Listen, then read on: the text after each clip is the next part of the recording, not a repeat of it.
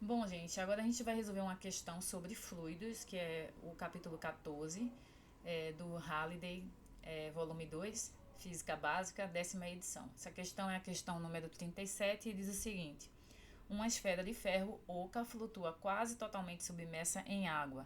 O diâmetro externo é 60 centímetros e a massa específica do ferro é de 7,87 gramas por centímetro cúbico. Determine o diâmetro interno. Então, o que a gente tem aí nesse problema é que você tem um fluido, né, que é a água, e aí quase que totalmente submerso, você tem uma esfera oca, essa esfera é de ferro, ok?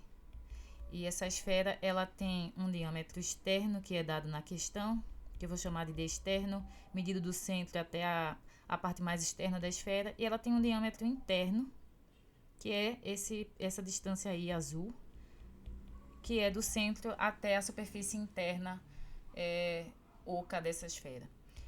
Então, o que você tem aí é que quais são as forças que atuam nessa esfera? Você tem a força peso, que atua para baixo, e você tem um empuxo, que atua para cima. E esse empuxo ele é resultado do fato de que a pressão dentro de um fluido depende, né, da profundidade em que se encontra o objeto dentro do fluido, a pressão sobre o objeto. E, portanto, para uma esfera como essa, a parte inferior da esfera está sujeita a pressões maiores do que a parte superior, né? Ou seja, a pressão cresce à medida que a profundidade aumenta e, portanto, isso faz com que resulte numa força para cima, que é um empuxo. Se então essa esfera de ferro flutua quase totalmente submersa, a gente pode dizer que ela está em equilíbrio. E então essas duas forças, impulso e peso, se equilibram, de modo que os seus módulos, peso e impulso, devem ser iguais. O peso, como você sabe, é a massa da esfera vezes a constante da aceleração gravitacional, enquanto que o impulso depende da densidade do fluido, no caso seria a densidade da água, o volume deslocado, que é o volume da esfera, levando em conta uma esfera de diâmetro externo, certo? E o valor de G. Então, é essa expressão que a gente tem que substituir aí, ok? Bem, então antes a gente precisa determinar que massa é essa da esfera de ferro, porque no problema é dada a densidade, é dada a massa específica do ferro e o diâmetro externo. Então, se a gente quiser, antes de substituir os valores nessa expressão aqui, eu preciso determinar qual é a massa.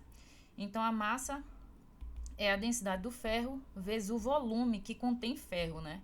Então, desprezando essa parte oca. A densidade do ferro, então, eu não vou substituir o valor agora, vamos primeiro escrever a expressão para o volume. O volume, então, seria o volume da parte externa de uma esfera menos o volume da parte interna. E aí você fica realmente só com a região que contém ferro. Então, esse volume seria o volume do raio externo menos o volume do raio interno. Onde esse volume, que é o volume de uma esfera, é 4 terços de π r ao cubo, né? É o raio externo ao cubo. Mas você sabe que o raio é metade do valor do diâmetro. Então a gente ficaria com essa expressão aqui, né? Enquanto que o volume interno, similarmente, fica 4 terços, é metade. Então, só corrigindo aqui, nessa parte de cima, ficaria o diâmetro externo sobre 2, que quando é elevado à terceira, fica 2 a terceira aqui no denominador, que dá 8, ok? Então, a gente fica com essa expressão para o volume externo, enquanto que o volume interno fica 4 terços de π, diâmetro interno ao cubo sobre 8, né? Isso aí é para a gente poder determinar a massa da esfera oca de ferro. Então, essa massa, ela fica igual à densidade, ok? A densidade do ferro, que multiplica 4 terços 4 terços de π. Eu vou colocar o 8 aqui também. E aí fica D externo ao cubo menos D interno ao cubo. Essa é a expressão para o volume da esfera oca de ferro. Então, quando a gente substitui então essas expressões na equação que a gente montou do equilíbrio, na equação 1, vamos substituir, o que é que a gente tem? A gente tem densidade do ferro vezes Vamos pegar esse 4 aqui, né? Que tá no numerador, com 8 no denominador, vai ficar apenas 2. Correto? Então, eu fico já para simplificar com π dividido por 6, d externo ao cubo menos d interno ao cubo, multiplicado por g, igual a densidade da água, certo? O volume deslocado, nesse caso, é o volume da esfera com diâmetro externo, ok? É o volume externo aí. Então, seria simplesmente 4/3 de π d externo ao cubo sobre 8, multiplicado por g. E aí, tudo que a gente tem que fazer agora é realmente simplificar essa expressão. Dá para cortar g de ambos os lados da igualdade, ok?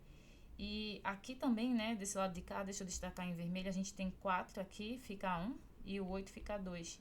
Então, a gente tem a mesma constante π sobre 6 desse lado da igualdade, que eu vou cortar em verde, π sobre 6, com π sobre 6 do lado esquerdo. Então, a nossa expressão mais simplificada fica densidade ou massa específica do ferro, d externo ao cubo menos d interno ao cubo, igual a densidade da água, d externo ao cubo. Então, você percebe que nessa expressão a gente conhece a densidade do ferro, a gente conhece o diâmetro externo e a gente conhece também a densidade da água. Então, é uma questão realmente agora de substituir esses valores. A gente pode deixar uma expressão literal, então a gente ficaria, por exemplo, ρ do ferro vezes d interno ao cubo, ok? Igual a ρ do ferro menos ρ da água, que multiplica d externo ao cubo, né? E, portanto, a expressão para d interno, que é pedido na questão, seria d interno é igual a ρ do ferro menos ρ da água, dividido por ρ do ferro, vezes d externo ao cubo. Então, essa é a expressão. E, claro, né, elevado a 1/3. Então, essa é a expressão aí, se a gente quisesse dar uma resposta sem ter que substituir os números, ok? Mas aí a gente pode substituir. Deixa eu melhorar isso aqui, ficou um pouco torto. Mas tá aí a expressão do diâmetro interno, para que essa esfera de ferro oca, ela flutue em equilíbrio. E aí o que a gente precisa fazer é realmente sair substituindo os valores. Então, quando você substituir, o d interno vai ser, vamos lá, a densidade do ferro é 7,87, a densidade da água é um valor conhecido, é 1, dividido por 7,87, multiplicado pelo diâmetro externo, que é 60 centímetros ao cubo, e aí você leva isso aqui a 1/3.